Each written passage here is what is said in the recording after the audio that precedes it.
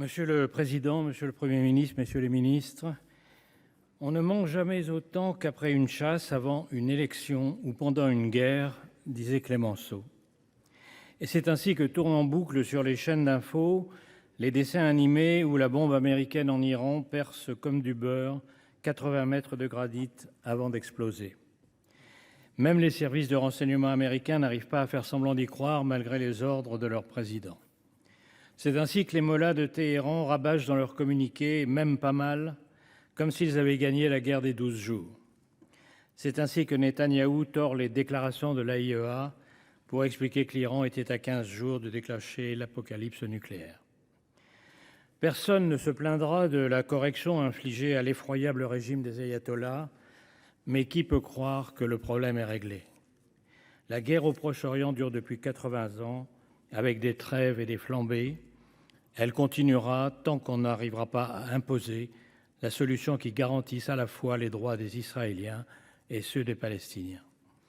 Je ne vais donc pas ajouter un commentaire au concours de prophéties à court terme pour savoir si le cessez-le-feu est durable ou non, si le détroit d'Ormuz va s'enflammer ou si les accords d'Abraham ont un avenir.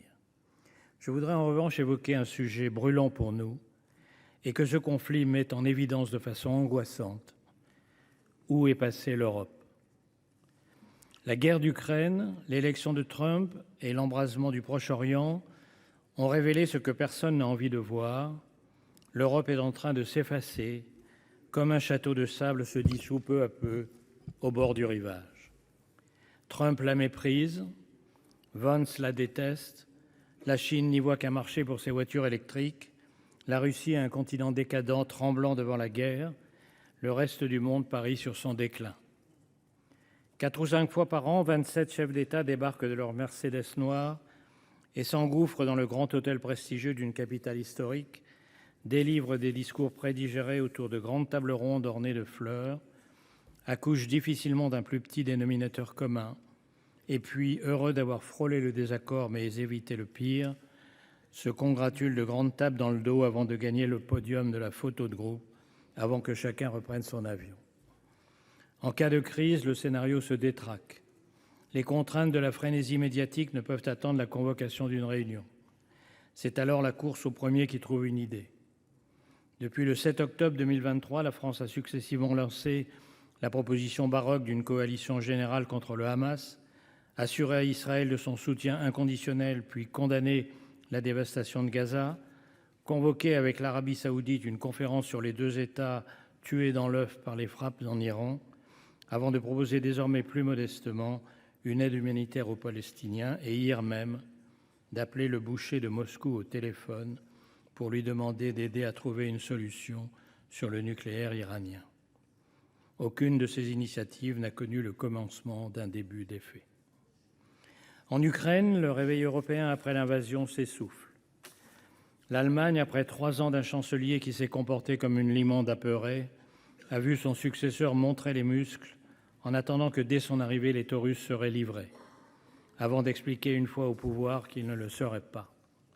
La France, en 2022, a proclamé l'économie de guerre. Cette phrase était fort imprudente, car nous en sommes aujourd'hui très loin, 3 ans plus tard.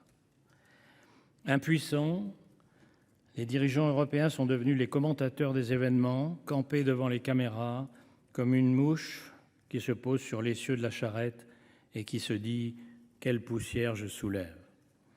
Plus jamais la guerre entre nous, c'était le projet européen. Mais depuis le XXIe siècle, la réalité, c'est la guerre avec les autres, les dictatures. On a transmis le fardeau aux Américains. Et l'Europe est devenue le continent du pacifisme. Oublions ce que rappelait Mitterrand il y a 40 ans, les pacifistes sont à l'ouest, les missiles à l'est.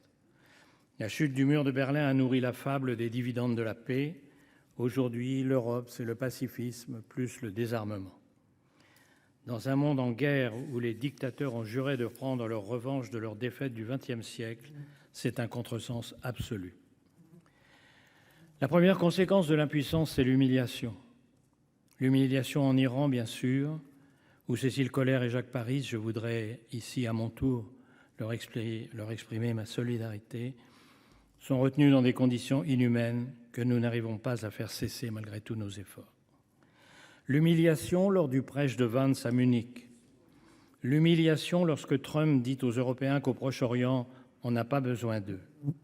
Il a le droit de le croire, mais il pourrait bien regretter un jour son mépris et comprendre, lorsqu'il en aura besoin, en mer de Chine ou ailleurs, tout le sens de la phrase de Churchill en 1943 : « Il n'y a rien de pire que de combattre avec des alliés, si ce n'est de combattre sans eux. » Mais chacun sait qu'on ne peut demander à Trump et à ses tweets de se projeter à cette échéance. Ces menaces ont conduit les Européens à se prosterner devant lui à La Haye. J'ai rarement été aussi gêné qu'en voyant tant de chefs d'État rivaliser de courbettes. Comme dit le proverbe chinois, si tu dois te prosterner, prosterne-toi très bas. Le secrétaire général de l'OTAN, ancien fier Premier ministre des Pays-Bas, appelant Trump papa, est un symbole éloquent de l'Europe d'aujourd'hui. Pour remercier les Européens, sans doute, Trump vient d'annoncer la fin des livraisons d'armes à l'Ukraine. La trahison annoncée est désormais totale, la complicité avec Poutine avouée. Nous sommes seuls et au pied du mur. Nous avons eu 3 ans pour nous préparer à cette éventualité. Nous ne les avons pas mis à profit. Nous ne sommes pas prêts. Nous n'avons ni les moyens ni la volonté de prendre le relais et de soutenir comme il faut ceux qui meurent par dizaines de milliers pour se défendre et pour nous défendre, les Ukrainiens. C'est tragique pour l'Ukraine aujourd'hui, c'est tragique pour l'Europe demain.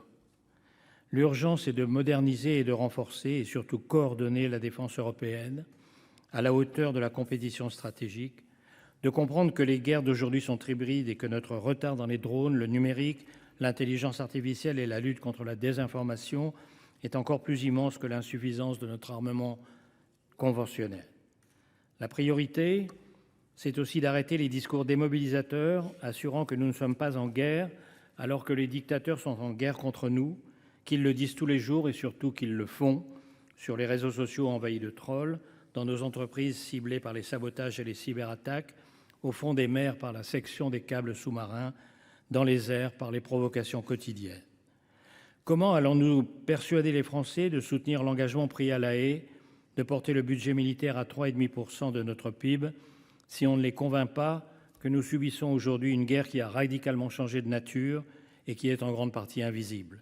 Comment les convaincre lorsqu'à l'Assemblée nationale, les 2 extrêmes sont quasi majoritaires et que même s'ils se détestent, ils sont d'accord sur le pire, le soutien aux dictateurs qui nous ont déclaré la guerre? Et enfin, comment arriver à ce que l'Europe retrouve le rang qui était le sien dans le monde si elle ne trouve pas la force d'aménager cette règle de l'unanimité qui l'a conduite à l'impuissance?